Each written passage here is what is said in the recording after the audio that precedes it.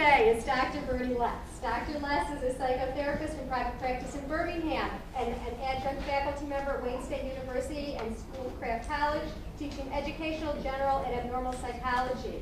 He earned his MA and PhD from Wayne State with an emphasis in the areas of clinical, developmental, and educational psychology.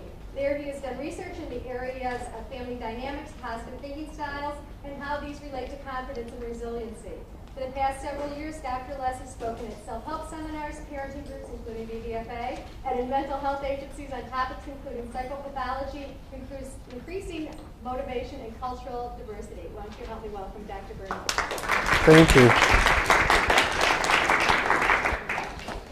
Can everyone hear me okay? Through the mic? Can you hear me through the mic? Okay, good. Okay.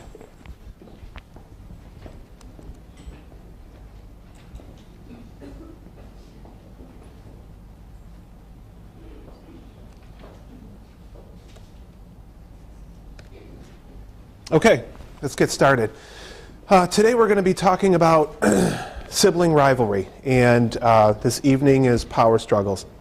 Those of you who wanted to hear a little bit about power struggles today, this morning, don't worry, there's a little bit of a thumbnail inside of this presentation. I can't talk about sibling rivalry without talking about power struggles, so there's going to be some of that in this program this morning. Just an overview real quickly. We're going to be talking about the conditions that foster rivalry, the conditions in your family that set up a good atmosphere for rivalry. If you've been to any of my presentations before, you know that I'm really big on preventing a problem before it happens. This is especially true in the case of sibling rivalry and conflict among siblings. Sometimes when that bottle is hitting the brick wall and there's a mess, there's very little that we can do, but there's a lot we could do to set up a good condition that's inhospitable to rivalry.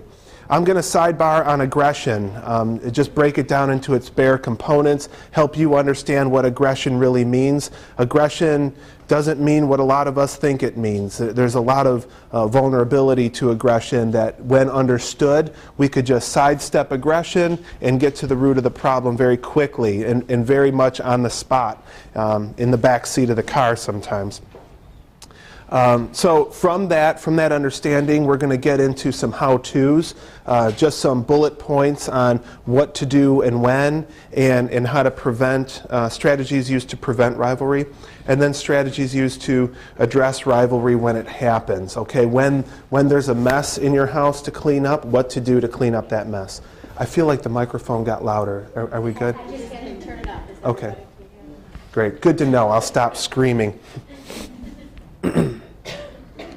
We've got a lot of slides to go through, and I'll be talking fast in some of those, but that shouldn't discourage you from raising your hand and stopping me if you need to. Okay, conditions that foster rivalry. If we break it down into the bare essentials, it's the competition for limited resources. I'm going to be talking about what those resources are and how to make them a little bit more abundant in your family so that there's not a need to compete for those resources.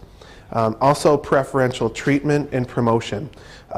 No one ever says that I pick favorites, but we all do. We, not necessarily favorites, but we have a better reaction to some behaviors than others, and children are really good students of that. They learn very quickly what makes mom and dad happy. In fact, later on I'm going to argue that's one of their primary jobs, is to make adults in their lives happy. Also, a zero-sum philosophy. I do a lot of marital therapy, and I'm borrowing from marital therapy here.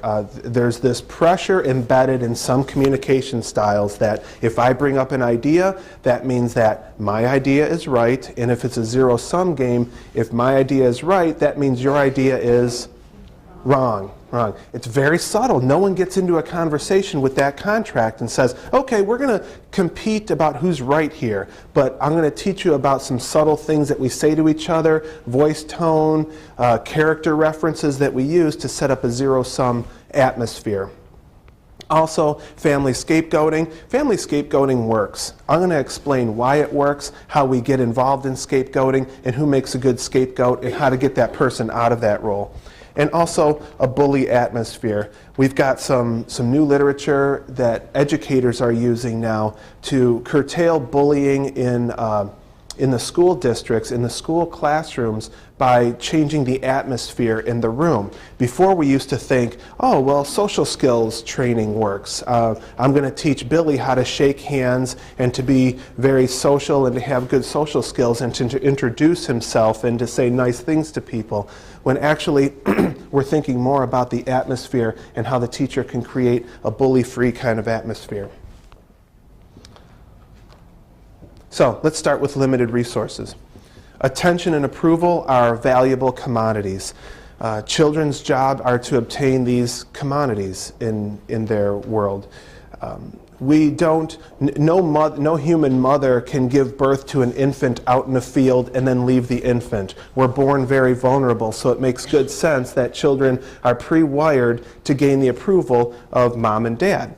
I like to say to my students, what are infants born with? What do they come with to offer the world? What do they bring to the world? And everyone says reflexes. They say they bring the sucking reflex, they bring this, they bring that. They try to tell me the Psych 101 stuff. You know what I think infants bring that should work is cuteness. Infants bring cuteness to the world, right? And in a good system, the infant wins over mom and wins over dad with cuteness. And if that works, then we're off to a good start. So we're vulnerable as infants, so it makes sense that one of the goals that we have is to win over adults in our lives. Okay, so that's what makes attention and approval very valuable commodities.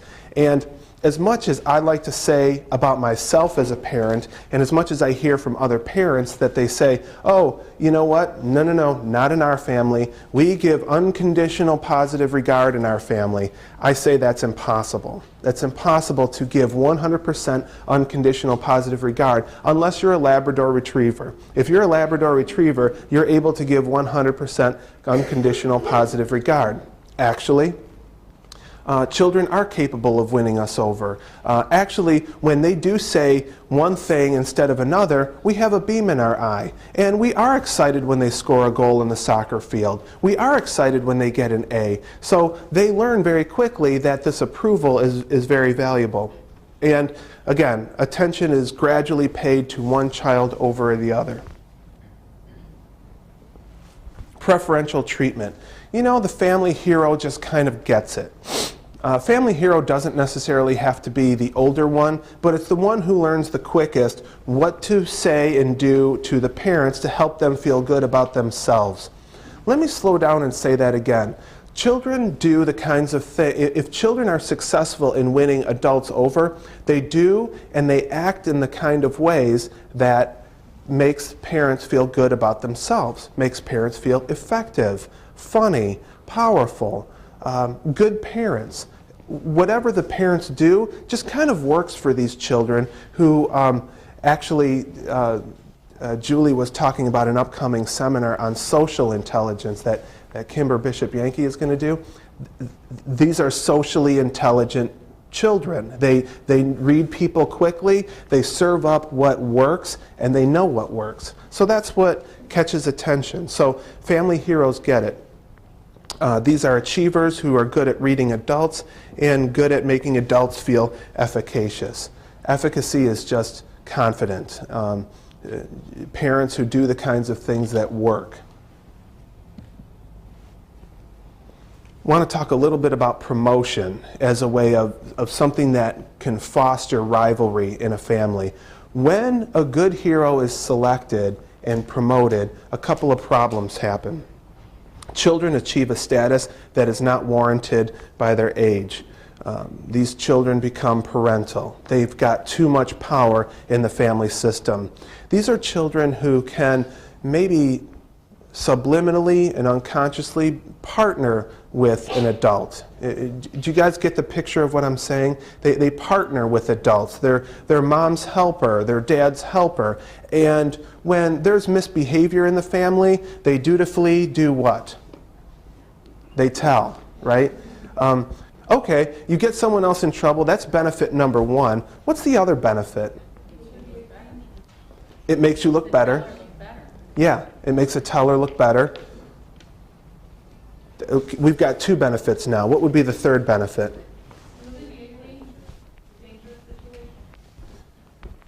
I'm sorry? Did someone say dangerous situation? Okay. Actually, that's a real healthy reason to tattle, isn't it? Sometimes mom needs to know if little Johnny's playing with knives. That's a report. That's a report. Yes, Eliana. Yes, siding with the parent. If I come to you as a child and I say, Billy's doing it again. You see the way I said that? I'm going to get back to that in a minute. Billy's doing it again. He's in the knife drawer. Hello. Or Billy's doing it again. He's drinking milk in the family room. What I'm doing is I'm promoting myself. And really, think about how enticing that is as a parent. You kind of like that information, don't you? Now, if there's a 4th or a 5th agenda that I have in telling, and this is the real subliminal one, it's I don't do that. Did you catch that? Billy's in the family room again with a glass of milk. What are we going to do about Billy, right, Mom? What are we going to... Really, the subliminal message is we're colluding in this idea that I'm not the one drinking milk in the kitchen, and you can rely on me, Mom, because I'm not the one doing that. By the way, a quick note, we don't grow out of that. In adulthood, we call that gossip. We don't grow out of that. We call it gossip. If we're gossiping to a colleague or a coworker or a parent down the street, really we're colluding in the idea that we're not the person we're gossiping about, right? We mow our lawn. We paint our house when it's ready to be painted. So you can already see that promotion sets in place, it has the seeds of its own destruction, doesn't it? A child gets promoted, but he doesn't have the authority that he should, right? He gets promoted to adult status. What if I'm, what did I say, Billy, Bobby? What if I'm Billy in the family room drinking milk, and I see that my older brother John is getting me in trouble. My older brother John, because my parents kind of like this idea, my older brother John curiously is in a position to tell me to stop drinking milk in the family room. Here's the problem. If I'm Billy and I'm drinking milk in the family room and I get a directive from my mom or dad to get out of the living room with my milk, I might have frustration, but I'm going to keep a lid on it because my parent is simply bigger than me. My parent is older than me, and my parent has authority. So I'm going to keep that frustration. Okay? That's fine. And that's good parenting, and I'm being a good little kid. However, if my older brother, who's maybe 18 months older than me, says the same thing, that frustration turns into what? Anger and aggression. It doesn't have a lid. Why? He shouldn't be telling me this stuff. So now I've got a nice target for my anger. No one should be telling me what to do, much less my brother, who should have no authority. And this is an unfair situation, and I'm going to be aggressive. We'll get into fairness in a minute. But I wanted to highlight just the subtlety of promoting a child in a family system. It happens very, very slowly and naturally and over time. So these people are in charge of fairness, and I have teachers telling me everywhere about teacher pleasers. Okay, these are little kids in the front of the room, little Sally with a tight ponytail who doesn't do anything wrong and constantly raising her hand. Johnny's pulling my ponytail, Billy's over there doing. So these are people in charge of fairness. Also, it sets in place what we call righteous anger. It's the kind of anger that comes from a sense of injustice. It's not that Billy's drinking milk in the family room. Billy shouldn't be doing this, and I know what's fair, I know what's right, and so I'm going to come down on him. So you have a battle of fairness. I think it's unfair for Billy to break the rules. Billy thinks it's unfair for me to act as parent. Okay, so I think I've already made the case that there's going to be inevitable failure at this role. If you promote someone to a status that their age isn't warranted by, they're going to ultimately fail, and it's going to build up resentment by other siblings. Zero-sum philosophy. There is a right and a wrong party. If I have an idea, that means that my idea is right, and if my idea is right, your idea is wrong. I wanted to just make the point that it's part of an atmosphere, and it doesn't happen deliberately. A zero-sum conflict doesn't happen deliberately, and it's part of the way some of us are wired. We're competitive by nature. When we're watching a Michigan State game, guess what? There's got to be a winner and there's got to be a loser, and there's excitement in the triumph over your opponent. So there's a zero-sum philosophy. I'm going to get into how to fix that in a minute.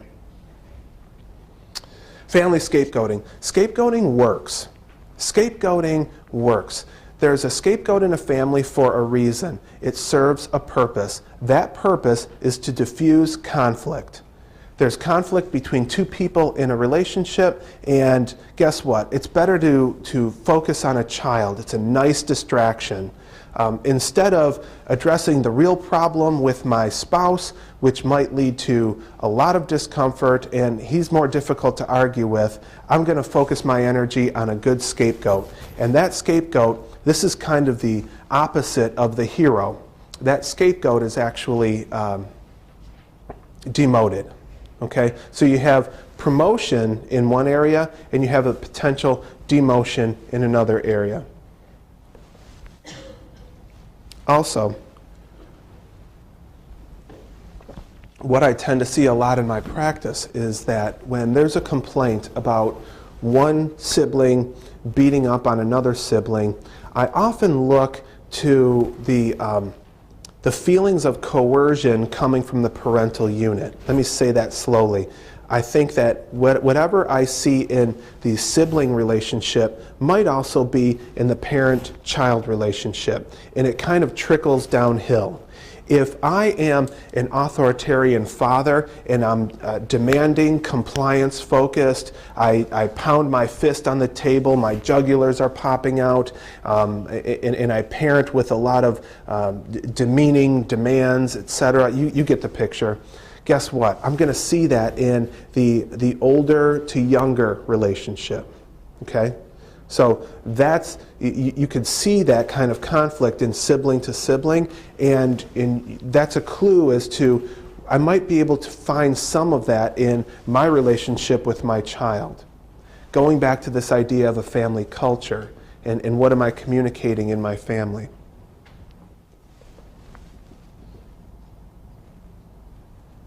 Who makes a good scapegoat?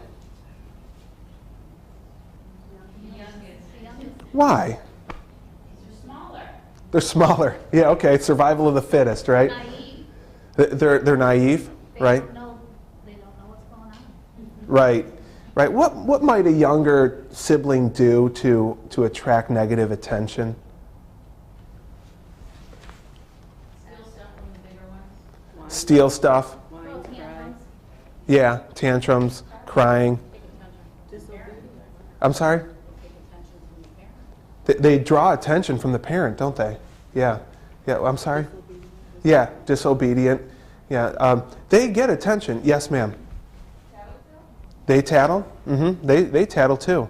Yeah. They're searching for something. What are they searching for? Attention, confidence. Right. You know what's interesting is that two answers came at me at the same time, attention and confidence.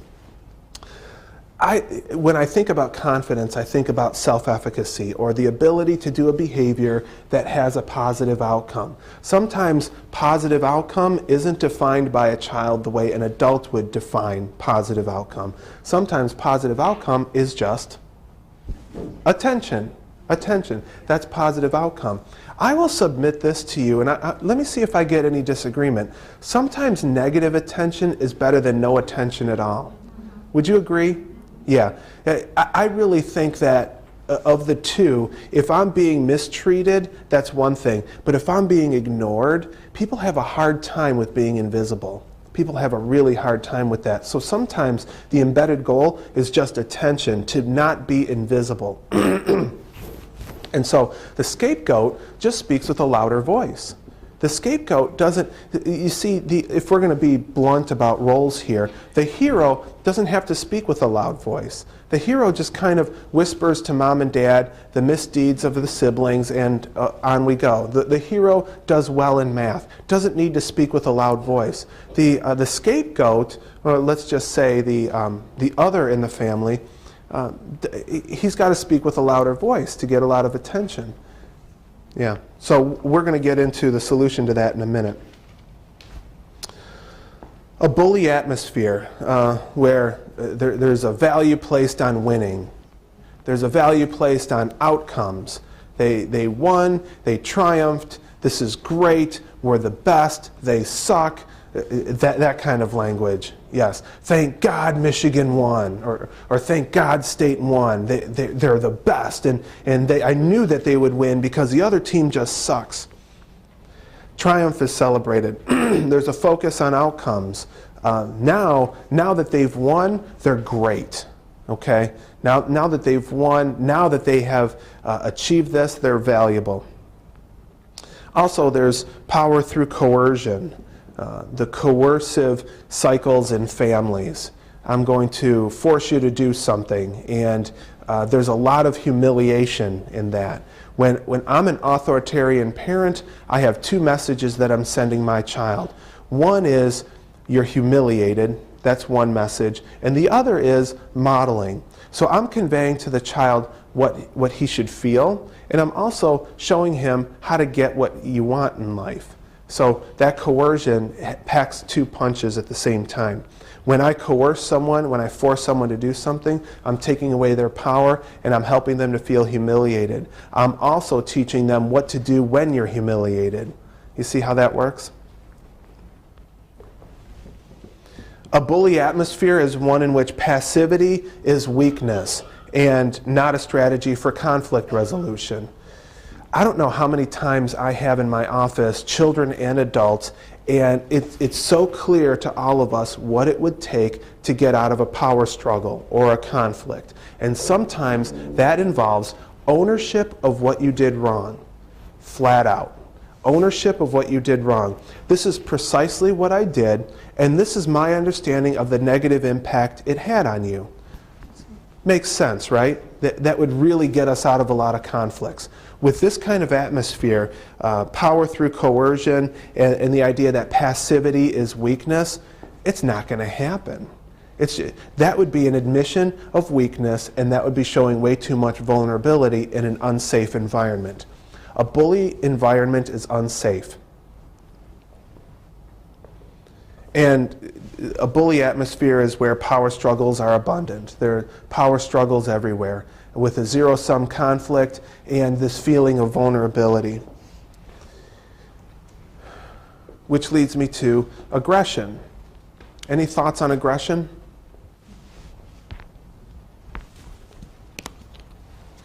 I have some ideas about where aggression comes from. Any thoughts? Yes? Low core value. Mm-hmm. Lack of self-efficacy. Let me flip that around. If I'm walking around with a lot of value, if I'm taking what you're saying, then I don't need to be aggressive, right? If I'm walking around with value, I don't need to be aggressive. Yes? Frustration. Okay, frustration. Something's in my way, and I use aggression to overcome this obstacle. Yep. Any other thoughts? It's interesting when you take a look at what the comments here. If you walk around with confidence, if you walk around with a high sense of self-efficacy, you really don't need to be aggressive. Has anyone been pulled over by a police officer recently? Yeah, no one raised their hand because we're on cable. If you get pulled over, thanks, Kimber. If you get pulled over by a police officer, is this police officer going to scream at you?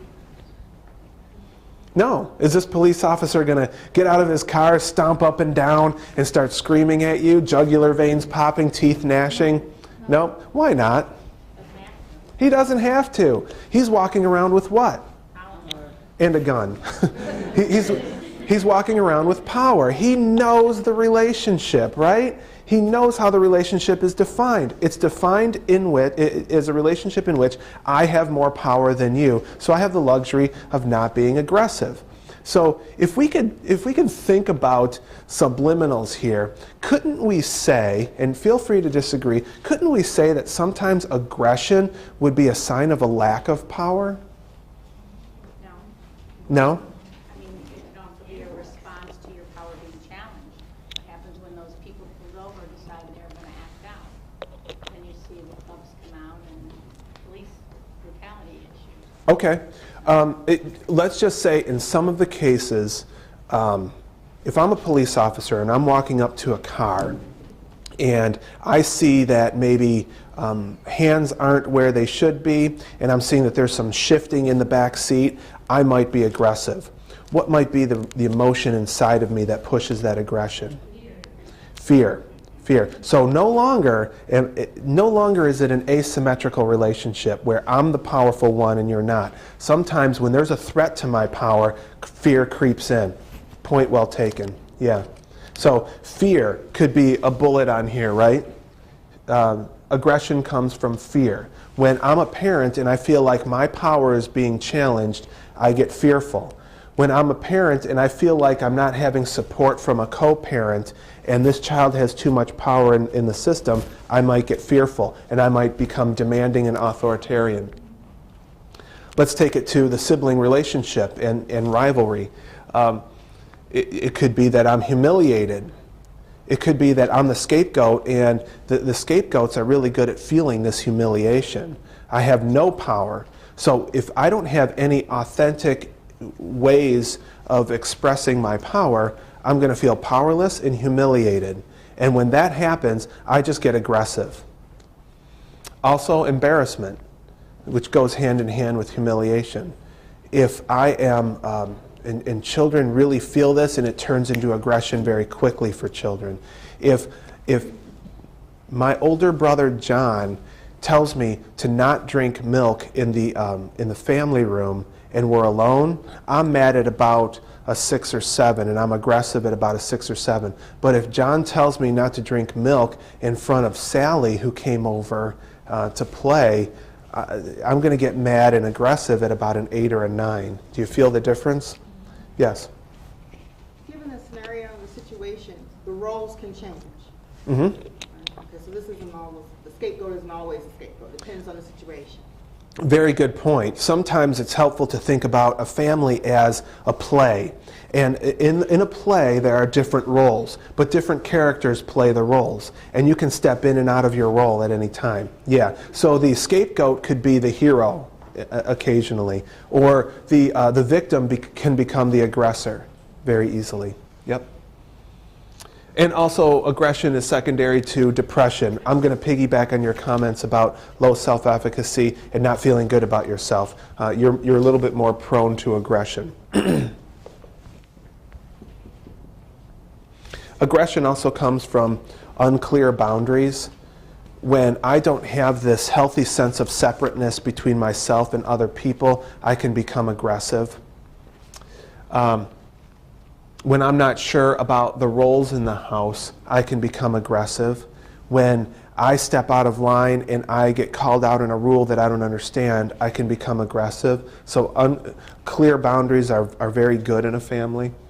Also, lack of fairness. This is what I referred to earlier as righteous anger. We still have that as adults. When we're wronged and we don't feel like we should have been wronged, we get aggressive. So, lack of fairness in a family. I'm going to say a little bit more about fairness in a moment. It's not only that mom was not fair to me, it's this feeling that she should be fair in the way that I define fairness. So that's where it gets tricky for parents. I like to tell parents that the worst thing that you can do for a child is to embed in them the fair world doctrine, that everything should be equal, everything should be fair. I think that's setting children up for a lifetime of pain. So by fairness, I mean comparison to what's going on in my world to my yardstick of what should be fair, and that causes aggression. Fear causes aggression. and this idea that someone's getting away with it. Let's just walk through a scenario for a moment. I've been wronged. Billy in the back seat just hit me. Billy knows that he shouldn't be hitting me. The scenario plays out that Billy hits me, Mom turns around, Billy, quit it. Okay, things are fine. Billy hit me and he gets away with it. Ouch. That's going to burn inside of me until there's resolution. Am I right? It burns inside of me. So I have to speak out and I have to defend myself. That brings about aggression. It happens in adulthood, right? When we're wronged. I don't know how many scenarios in adulthood we get into where someone did a misdeed and they're getting away with it. That's the kind of thing that keeps adults awake at night. Also, instrumental aggression, which is simply being aggressive to get what I want. If I want something from Billy, I'm going to be aggressive, he'll comply, and I get what I want. And of course, there's natural aggression in vying for limited resources. If there is one source of oxygen in this room and we all needed it, you're going to see the worst come out in all of us. Am I right? It would just naturally happen. Prevention. Okay, let's walk through everything I said and talk about what to do about these problems. I have this rosy model of all these problems that can happen in a family. Let's talk about what to do. Are there any comments or questions about the problems laid out? Yes? Okay, under like the bullying atmosphere, you talked about watching sporting events. So do you think that contributes to bullying? If you're, I mean, my two boys and my husband are exactly how you described them. Yeah. When it comes to sports. Yeah. So is that, according to you, is that setting up a bullying atmosphere in my house? No. Okay. The question is, and I'm glad, Have it all in the same right, slide. and I'm glad you brought up that question. The question is, does sporting events cause sibling rivalry or aggression in a family? And the answer is no. There's no direct causal link between watching sports and sibling rivalry. However, you have a teachable moment as a parent watching sports. And you've got, when I said earlier about, yes, state won, they killed them, they killed them, they slaughtered them because they suck, and Michigan won because they're great. Part of your slide was bullying atmosphere, and then you talked about that. Right. But Sports. you're not uplifting both, you're not saying good things about both. How is that creating a bullying atmosphere? Correct, yeah.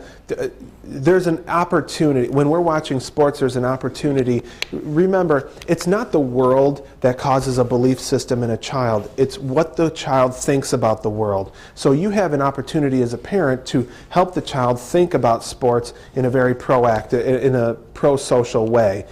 If the teaching moment is they lost because they suck, they triumphed because they're great, and this is entirely their value, then you have an opportunity to undo that, because what you have is an atmosphere full of competition.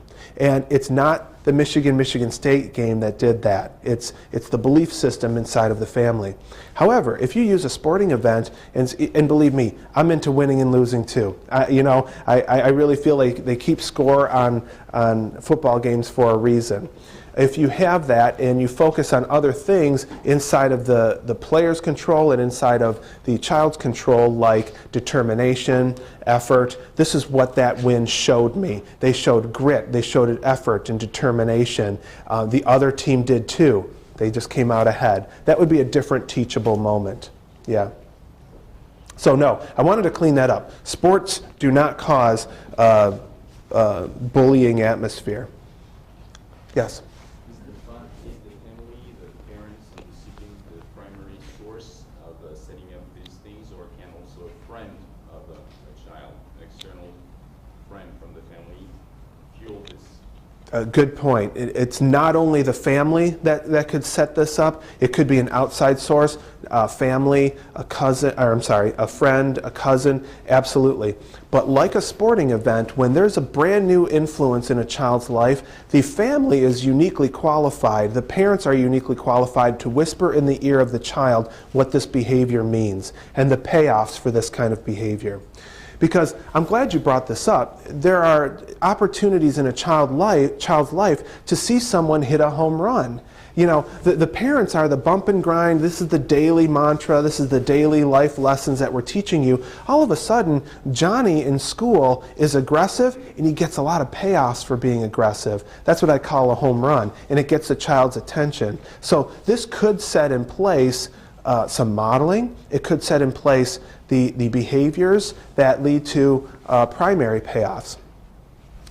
One more thing to say about that.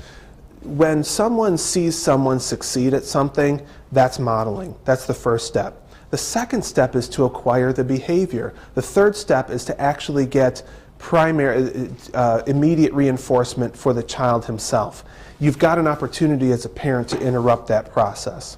Yeah, good point. Yes? We may get to this later, but your milk analogy where you've got these co-parents paddling, you want, as a parent, you want to know if there's a behavior going on that you don't want to happen, but how do you discourage the paddling, but yet stop that milk drinking from happening? Do you see what I'm saying? Yeah, yeah.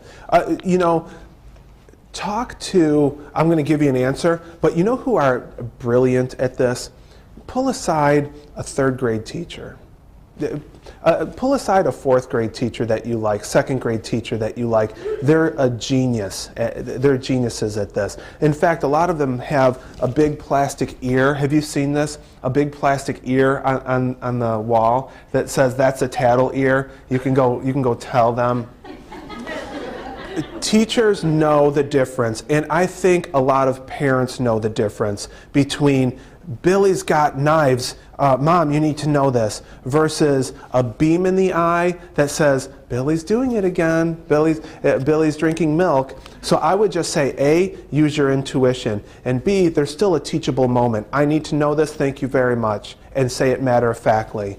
The child is either going to share information with you because he's worried about Billy, or he's going to share information with you because he wants to be promoted. I think a lot of parents would know the difference, the beam in the eye.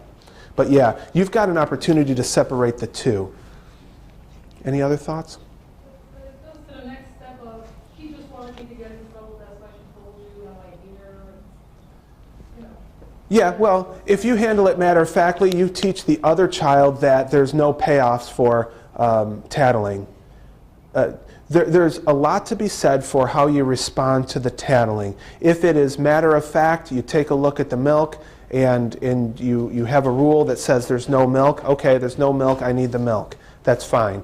But if you are gratified by this, if you have a beam back in Billy's eye or the older sibling's eye, then it's a different scenario altogether. Pay attention to how gratified you are about the tattling. Are you gratified by the tattling? Do you think of the child as a co-parent from time to time? And in a minute, I'm going to get to changing reputations, which helps to undo that. Yeah. Well, should you be telling your child, don't tell me when Billy is drinking milk in the family room, that my children's school, they talk about telling versus tattling, and telling is, describing dangerous situation. Should you actually tell your child, well, I don't want to hear about the milk stuff. I want to hear if your brother is in a dangerous situation. Those are the situations I want to hear about. Absolutely, absolutely. And that's what I was getting to a moment ago by separating the two. There's information that you need as a parent, absolutely. But I think most parents can tell when the child is just doing it to be gratified and to become a co-parent. And I like the telling versus tattling. Or I think you called it reporting, didn't you? Someone in here called it reporting. Thank you.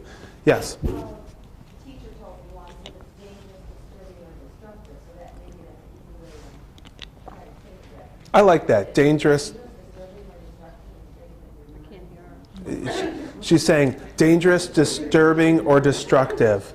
Is that what you said? Dangerous, disturbing, or destructive? Yeah, yeah. What I'll say though is that rely on your intuition. You know what I'm talking about. There's a beam in the eye. I'm hoping for a social payoff here. The payoff isn't benevolence in tattling. The payoff is self-promotion in tattling. Remember what I said earlier, tattling serves those functions. I am going to tell you that I don't do that, so I'm going to present as a good boy here. I'm going to partner with you, who's a powerful figure in the family, so I can kind of get power vicariously through you, and all these things are communicated. They're not communicated when I'm genuinely concerned about Billy carrying knives. Yeah. So what about tattling, like, say you're on a, school bus and you're not supposed to bring your electronics and your kid didn't and somebody else did. So I mean, I guess the point of doing it is how come I wanted to have mine and I didn't. So is that like tattling or is that important? I mean, Dangerous, destructive, or what was the other one? Yeah. The conversation to be had, I think, is a fairness one. They're breaking the rules, and this person is confused by the rules. Can I now use an iPod? I don't think I can. This person is getting away with it. That's the fair world kind of thing, where the conversation to be had with this child is what to do when it's an unfair world, what to do when there's a lack of fairness in the world. The child could be confused about the rules. I now want to, are the rules changing? I now want to have an iPod. It'd be a conversation to have with the teacher. Yes, yeah.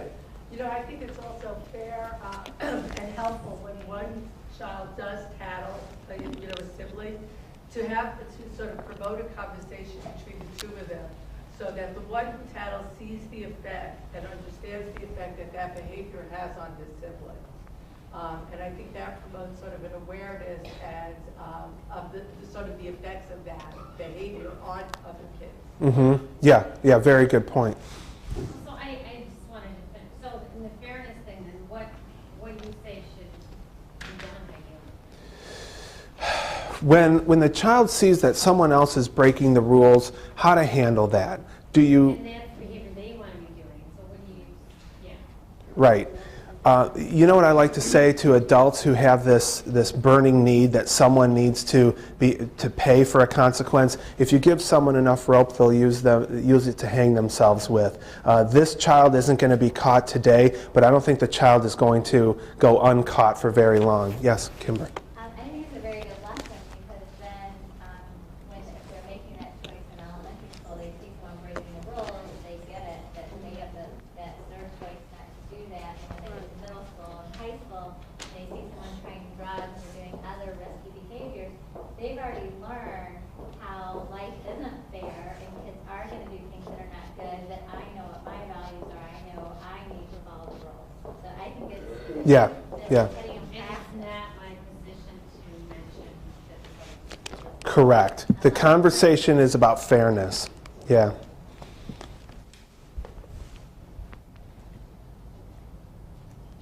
Prevention when it comes to limited resources. I like to follow the law of abundance. Love with discipline.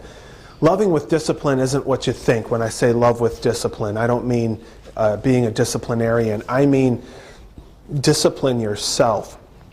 I have this conversation with men a lot who have a problem with the word romance. Okay? It's a blind spot for men, romance. I want you to be more romantic is what they hear from their wives. Do you know what works for men? The word discipline. If you use the word discipline in the place of romance, I think men get that. Women report to me that, he put a bike together for me. It oddly felt romantic. Or he vacuumed the back seat of my car. That oddly felt romantic. He took the time to schedule a dinner for us. That felt romantic. That's all discipline. That's all really showing your partner or your family member that you're doing things that you ordinarily wouldn't do. You thought about them. So when I say love with discipline, it means love them a lot and love them with a lot of energy. How much do you love your children? Pay close attention to, just in line with this law of abundance, pay close attention to watching someone behave towards something that they love. Watch an adolescent wash his car. Watch someone, if you got a new kitchen set, watch yourself pamper it and wipe down the counters. You spend a lot of time and energy and focus on the things that we love. That gets communicated quite a bit. So when I say how much do you love your children, I mean how much. Not how much money, but how much time, how much energy, how much do you love your children? And are you showing it? And are you showing it? Right. Right, and showing it doesn't necessarily mean I love you, a kiss before bedtime. It means more than that. It means energy, and it means spending time with children. And that conveys a lot of importance when I'm spending time with you. When I sit down to help you put something together, it means quite a bit. Prevention for preferential treatment. I like using this reputation idea. Assign a different reputation to each child. If showing your athletic prowess is valued in my mind, well, guess what? There's going to be one sibling better at soccer than the other. It's just the rules, right? One sibling kind of noses ahead of the other. But if I assign different children in my family different reputations, you're good at this, you're good at that, and to keep that as my parenting campaign, then I've addressed this preferential treatment problem. Also, to understand why do I find it easier to deal with this child? What does this child give me that helps me to make me feel better about myself? Notice that I said that carefully. Not what I like about the child, but what does this child do to help me feel like a better parent, and to go from there. Does he make me laugh? He doesn't challenge me.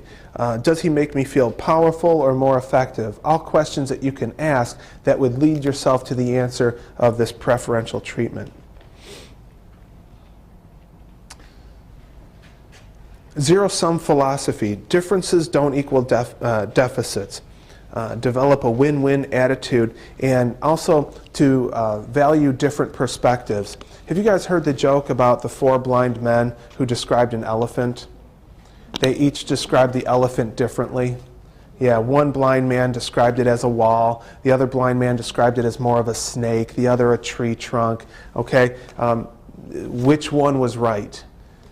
They were all correct, right? I love using that in family therapy. Everyone brings their own perspective, and model this in your communication within your family.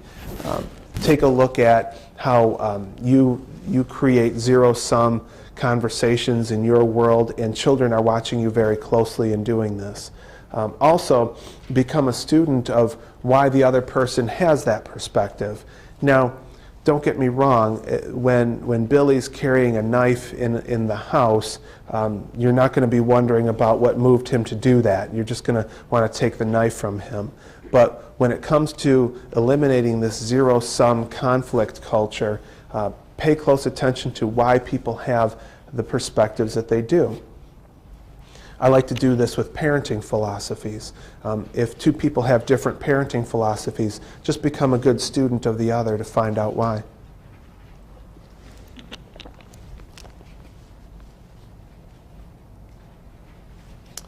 Scapegoating. Increase healthy conflict resolution in the family. This goes back to talking about different perspectives. A good conflict means that there's going to be a winner and a loser. So go back to this idea of taking on different perspectives, and to become a student of the other person, and to understand why this person has the perspective that they do. Also, change the target's reputation for a day or a week and see what happens. By target, I mean scapegoat, the target of scapegoating. If you have this belief about a scapegoated person in your family, that belief is going to act like a virus and kind of spread throughout your family. Children watch very closely as to how much one person is valued over the other person. And if I believe that this person is going to screw up in some way, it happens very naturally and very subtly. This person isn't really going to function at 100%. There's a very powerful video that some schools show, others don't. I show it to my undergrads in the area of cultural diversity, and it is called, it's the blue eye, brown eye experiment. A Class Divided is the name of the video. Anyone remember that blue eye, brown eye experiment?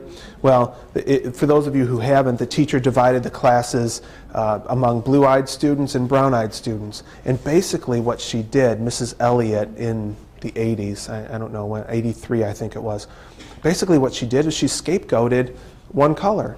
And just decided arbitrarily the brown eyes today will be scapegoated. And what she determined was academic performance really failed that day. That day, academic performance was pretty much cut in half. She was actually doing a flashcard technique, and the brown eyes for one day doubled their time for just a day. How did that happen when Mrs. Elliott just had a belief that they should be scapegoated? Isn't that interesting? So if I have a belief that Billy is going to screw up in some way, I act on that belief. I create an atmosphere that's such that Billy will. And then you say to yourself, I'm not creating this idea. Billy really does this stuff. He twangs on my last nerve every day. He does these things. But really, take a look at how uniquely qualified you are to change the reputation of Billy, if only artificially for a week, and to see if that doesn't promote him. Okay? If you would like to contribute to this fine organization, go to our website at www.bbfaprevention.org and click on membership. We also welcome phone calls at 248-341-6340.